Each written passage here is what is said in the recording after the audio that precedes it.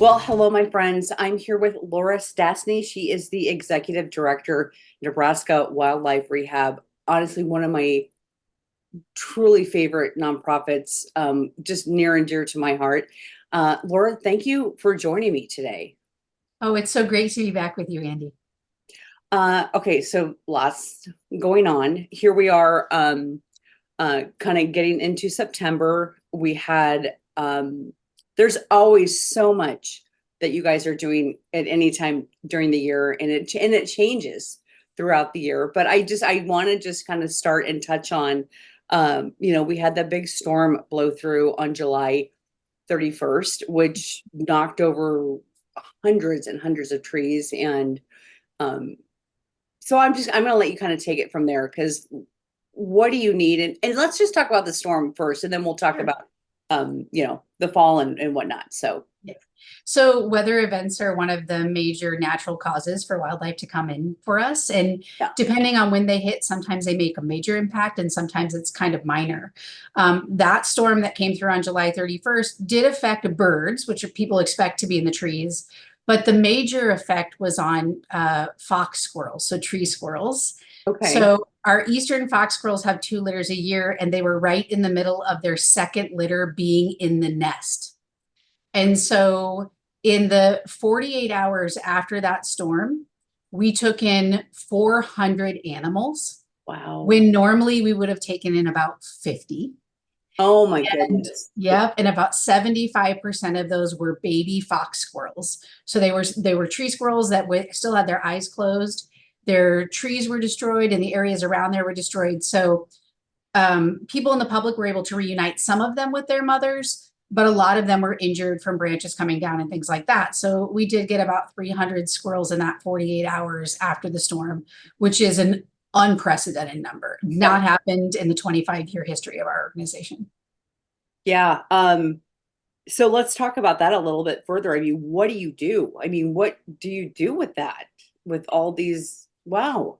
Yeah, I mean, it's crisis mode and it's all hands on deck. Yeah. And so what we had to do in that case is we called back some old wildlife rehabilitators who've worked with us in the past and asked them to help kind of defray the number that were here at the wildlife center. And then our staff just showed up and kicked it into overdrive, and they were taking, the nursery was full, the squirrel nursery was full, and they were just feeding almost around the clock. So in the weeks after the storm, our staff was working from 6 a.m. to 4 a.m. Yeah. So 22 hours a day. So I'm going to ask you a question that I don't know if I've ever asked you this, because first of all, I am so dedicated and appreciate what Nebraska Wildlife Rehab does, but why is it important? I mean, why is it important to save squirrels? I mean, or Yeah, like, yeah, why? I think that's a really common question that people have because we do put a lot of time and resources and energy into saving wildlife that some people would consider common. Yeah, And I think there's a couple of reasons for that. One, I think compassion for animals is important. It's an important thing to teach our children, and it's an important thing that kind of bleeds over into all the other parts of our lives. And we are here to provide a service that you require, that's required, a license is required for. So you have to have a license to care for native wildlife. yeah, And that's also important that, people often find wildlife in need, and if they don't have someone to take it to, they will try to care for it themselves. mm, But the reality, and I think COVID also kind of got this on people's radars, is that wildlife can carry diseases and parasites that yeah, are transmissible to our pets and to us. And so it's extremely important that people don't try to raise wildlife themselves in their homes, and that they get them to somebody licensed who knows what the risks are. yeah, Um, and then the other part of that is that, these animals may seem common, but they're related to other animals out there that might be endangered. In addition to that, other animals are slipping out of common and into the endangered range every day in our world. An example of that is we have a bat called the northern long-eared bat that 10 years ago was common in our state, and it's now on the federal endangered species list. When we care for these common animals and figure out the protocols that we need, the diets, nutrition, veterinary medicine, that data can be used to take care of those endangered animals and help us with assurance colonies and keeping animals from slipping into extinction across the globe. So there's lots of reasons for compassion for the life of one animal, public health, the data that we collect to help other endangered species. All of that is critical. And that's why we rehab. That's why we take care of these animals. Yeah. And I'm curious, what the bats that you just mentioned, why are they now on the endangered species list? The primary reason for the northern long-eared myotis to go on the endangered species list is that a fungus called white nose syndrome has swept across the United States over the last decade or so, likely introduced from caves in Europe by people transmitting the fungus across the ocean. And it's slowly marched across the United States and affected bats, all sorts of bat species in between the East Coast, and now it's reached the West Coast. It disrupts hibernation and then causes bats to starve to death. And so when it gets into the caves where these bats are hibernating, it causes huge deaths. And our bats in the United States, insectivorous bats, they only give birth to 1 or 2 babies a year. And so they reproduce really slowly. So when you have mass die-offs of bats, they can't reproduce their numbers quickly like some other animals can. And so the effects of mass die-offs are really devastating. Yeah.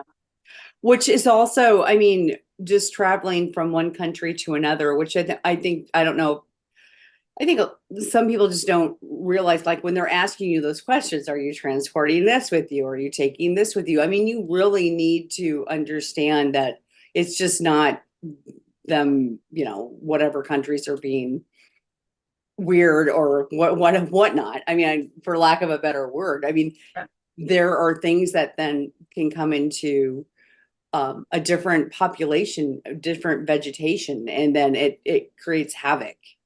Yeah, so invasive plants, insects, fungus, bacteria, all of those things travel on natural goods and can affect our economy and, of course, our native wildlife. Yeah.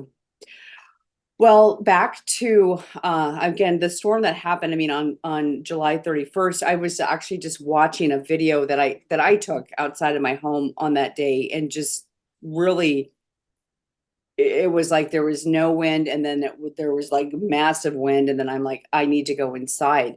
And I did think about when all was said and done, with trees falling over, but even if the trees didn't fall over, I mean, I always think about the birds. I mean, I do think about the birds and the squirrels and that live in these trees, and where do they go, and what happens to them. So we talked about the squirrels, but let's just just overall, how can people help with that? And then we'll talk about the bigger picture of how people can help, throughout the year. Yeah, and so for the squirrels, they're mostly doing well, and they're getting up to be an older age. So there's a couple of ways people can help specifically with those animals. The first is cash donations. That was a huge influx of animals, and it does cost us about $145 per animal to get them through the entire rehab process, and that includes veterinary admission, ongoing veterinary care, husbandry, caging, food, all of that, right? The other thing is, if people are really interested and they own land outside of city limits, and particularly more than 10 acres of land, and they're interested in being a release site for squirrels and for other animals, they can certainly contact us. And they should contact us at the email address volunteer@nebraskawildliferehab.org. And that way, if they're interested, then our volunteer coordinator can kind of point them in the right direction, and discuss with them what it takes to be a release site for animals. Okay. And that's really great information, Laura, because I don't know if we ever had that conversation about being a release site. I mean, obviously, I live in the middle of the city, so I'm not eligible for a release site, but really people that live out on the perimeter or whatnot, that is a way to help and contribute to what you're doing and the organization. And across the state of Nebraska, we can release animals. And so it can be anywhere in Nebraska. And also, you don't have to live on that property either. It can be land where nobody lives. So it changes what we could release there, because some animals need to be monitored more after release. But certainly anyone with land in the state, we would love to talk to them if they're willing. And I know before we officially started recording, you said you have about 1,500 more animals than that that were brought to your facility than Mhm. you have had possibly in years, but during this time of the year for sure. Yeah. So if you compare this year's numbers to last year's numbers, and last year was a really average year, we took in about 6,500 animals last year. We right now have 1,500 more animals that have been admitted than at the same time last year. So we're about Okay. 1,500 ahead of pace, or 25% ahead of pace over last year. We have already passed the total number of animals that we received in 2023 in August. So, we still got those extra months to go. Yeah. And very shortly, we will surpass 7,000 animals for 2024. Okay. So it will end as a record year in our 25-year history, without question. I don't have nothing's going to change the fact that we're going to surpass our record number of animals, because we still have those 4 months to go. Yep. Maybe it's fitting. This is our 25th anniversary year. Yeah. And Yeah. so, I guess we're celebrating with big numbers.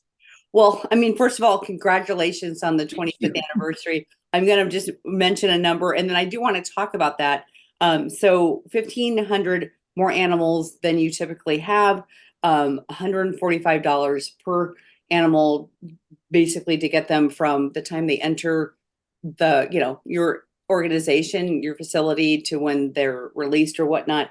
That's $217,000. It That is. yeah. And that's Yes.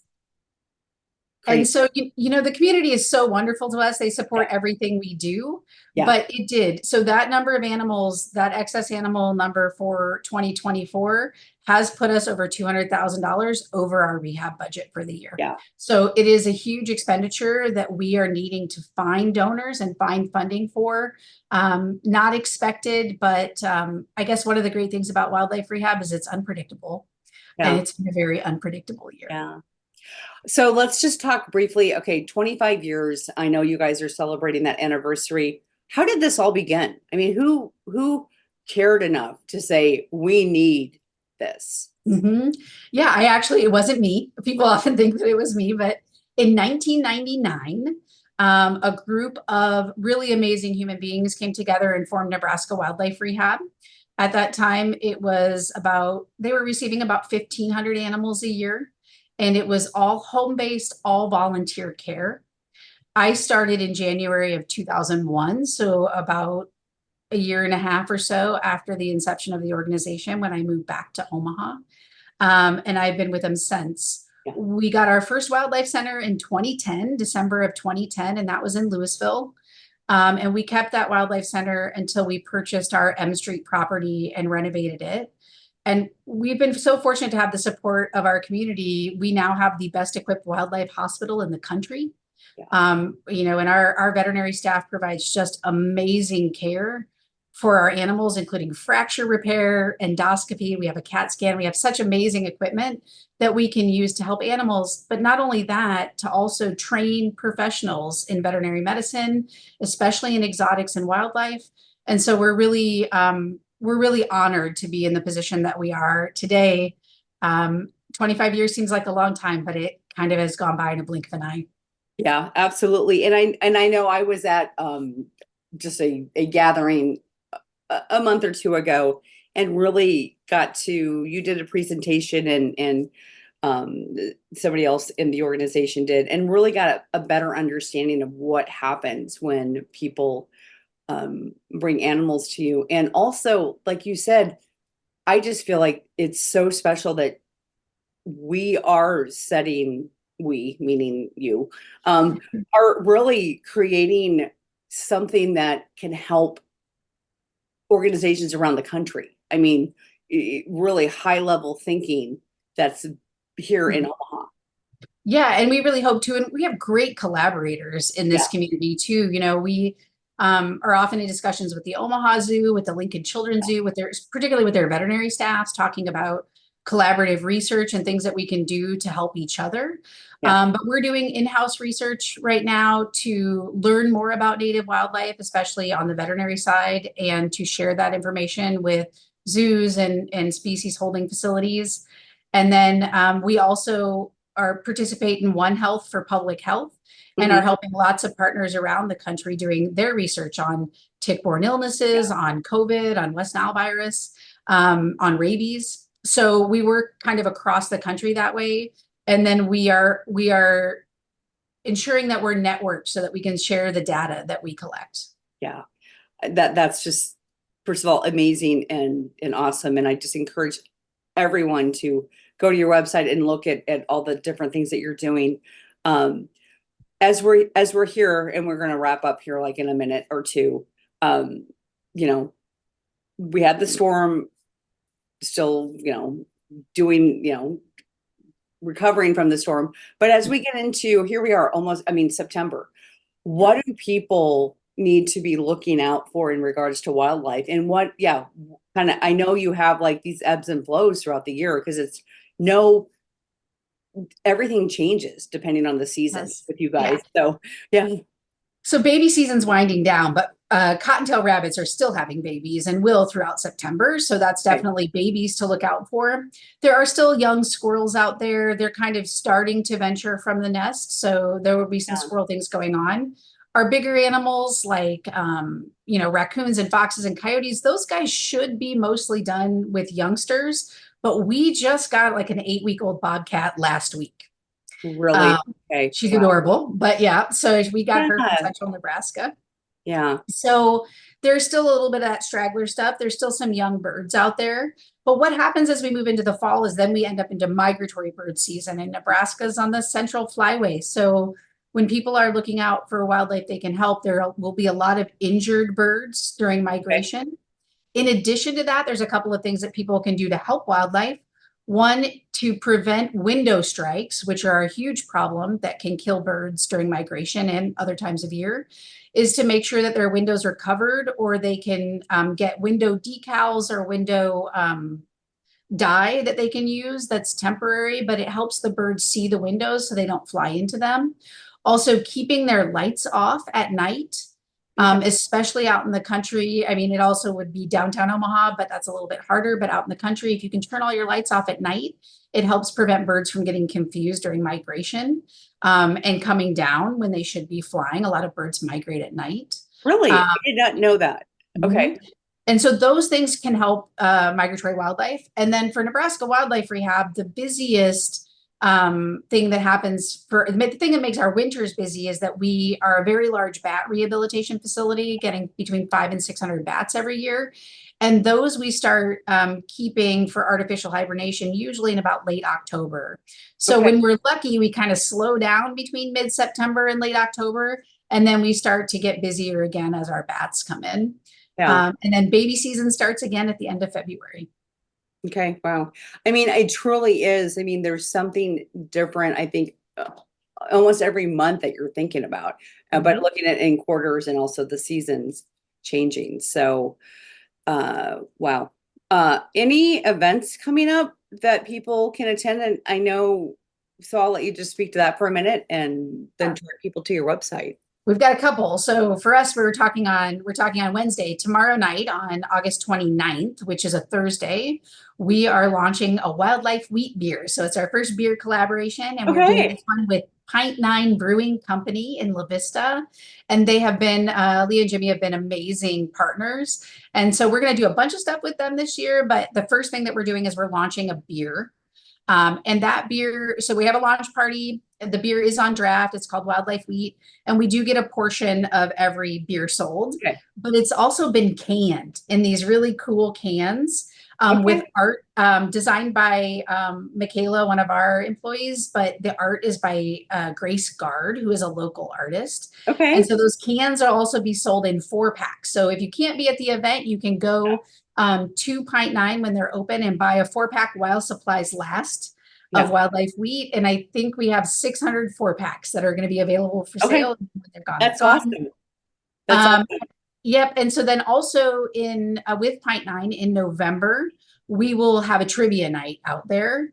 And in November, we're also their Pints for a Purpose nonprofit, which means that if you go to Pint 9 on a Wednesday night in November, $1 of every beer sold comes to Nebraska Wildlife Rehab. That's awesome. So, yep. So we've got all that going on, and then not quite an event, but we are doing, we're reviving a really fun old fundraiser that we've done. And that is, we are working with Chocolata Bay, the chocolatier that's now in Bellevue.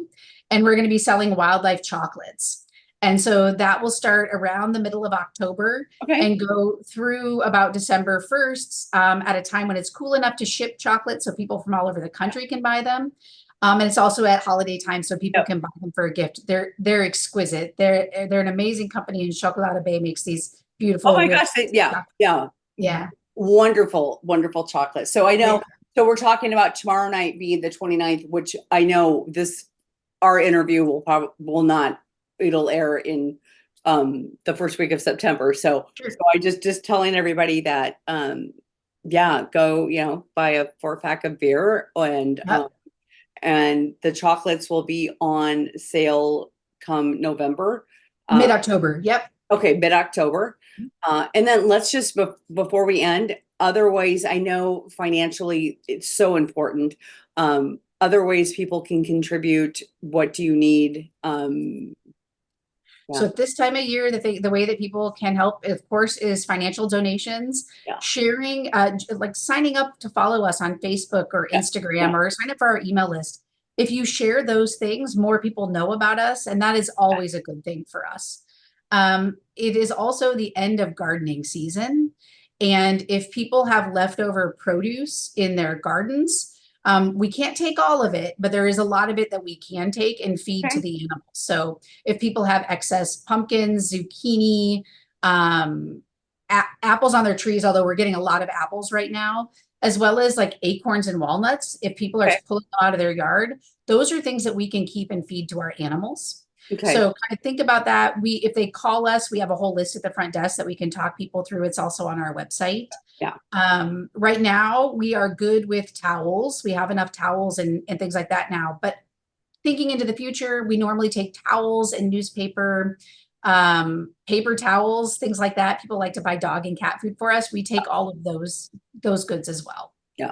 I'm just realizing I'm just like getting blinded by the light over here, but it's okay. And I'm looking this way because I am on your website. There's so much information here on your website, nebraskawildliferehab.org. So encourage everybody to go here and and see ways they can donate. You guys have an education is so great. That's a whole nother conversation that we can have at a different time. But how you can help, and truly wildlife to me is just such a gift to us humans that are occupying the planet, and the wildlife are, I think, here to, I mean, they greet us, and they're here for our enjoyment. I mean, they just add so much to our lives. And I can't imagine a day without my wildlife in my backyard or when I go on trips. Truly a gift that they're giving us. We're not giving it to them. They're giving us a gift. So, So, Laura, any final words before I let you go? No, I appreciate you so much, Andy, and I appreciate a chance to talk about Nebraska Wildlife Rehab. I feel the same way about wildlife as you do, and I will talk about it all day long. But I really appreciate it, and we really appreciate our community, especially at times like these when we're a little overwhelmed and really need their support. Yeah, absolutely. So, Laura, thank you so much for all that you do and for everybody involved in Nebraska Wildlife Rehab. So again, thank you. Thanks, Andy.